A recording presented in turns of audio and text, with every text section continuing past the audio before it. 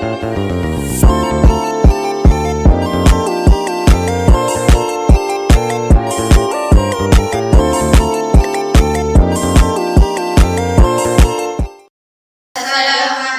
warahmatullahi wabarakatuh.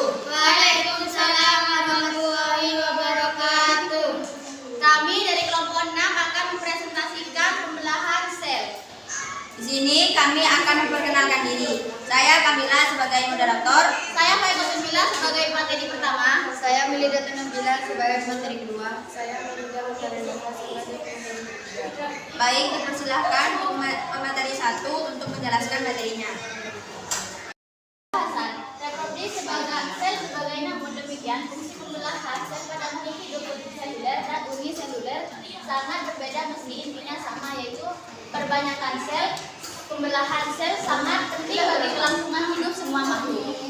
Sel sendiri mengalami pembelahan untuk bagian terkecil yang menyusun tubuh makhluk hidup. Pertumbuhan dan perkembangan makhluk hidup berhubungan erat dengan proses pembelahan sel ini. 3. Fungsi pembelahan sel. Sel-sel dalam tubuh makhluk hidup mengalami pembelahan untuk membentuk sel baru. Sel-sel ini nantinya akan membentuk jaringan hingga organ-organ di tubuhnya. Sayangnya, sel-sel ini memiliki usia seperti sel darah merah yang hanya bisa hidup selama 120 hari dan akan mati setelah 120 hari. Disinilah peran pembelahan sel, yaitu mengganti sel-sel yang telah mati atau rusak. Dalam tubuh organisme yang telah dewasa, jumlah sel. Disinilah peran pembelahan sel, yaitu menggantikan sel-sel yang telah mati dan rusak. Dalam tubuh organisme yang telah dewasa, jumlah sel dalam setiap organnya harus dijaga agar tetap konstan. Artinya tidak boleh ada organ yang jumlah selnya berlebih atau kurang. Proses pembelahan sel merupakan cara agar sel dapat agar sel dapat tumbuh dan berkembang. Sel yang disebut sedangkan sel hasil dari data. Ini disebut sel anak. Pada dasarnya proses pembelahan sel terbagi menjadi dua, yaitu pembelahan sel secara langsung dan pembelahan sel secara tidak langsung. Jenis-jenis pembelahan sel pada organisme eukariotik terdapat dua jenis pembelahan. Di antaranya yaitu yang pertama pembelahan mitosis, yang kedua pembelahan meiosis. Ini adalah gambar pembelahan sel mitosis dan meiosis. 3.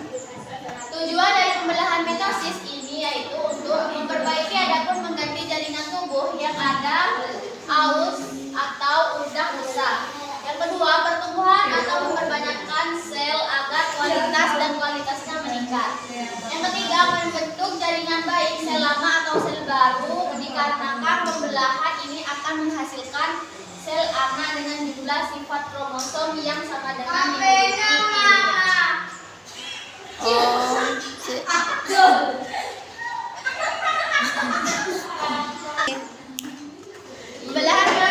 dan pada tahap interfase masing-masing. Pembelahan akan menghasilkan dua sel anak. Jadi, dari kedua pembelahan ini akan dihasilkan 4 sel anak. Masing-masing sel anak itu memiliki setengah dari jumlah kromosom yang dimiliki oleh sel induk. Pembelahan meiosis terjadi pada tahap interfase. 3. Cukup sekian presentasi dari kelompok kami. Kurang lebihnya mohon maaf. Wassalamualaikum warahmatullahi wabarakatuh.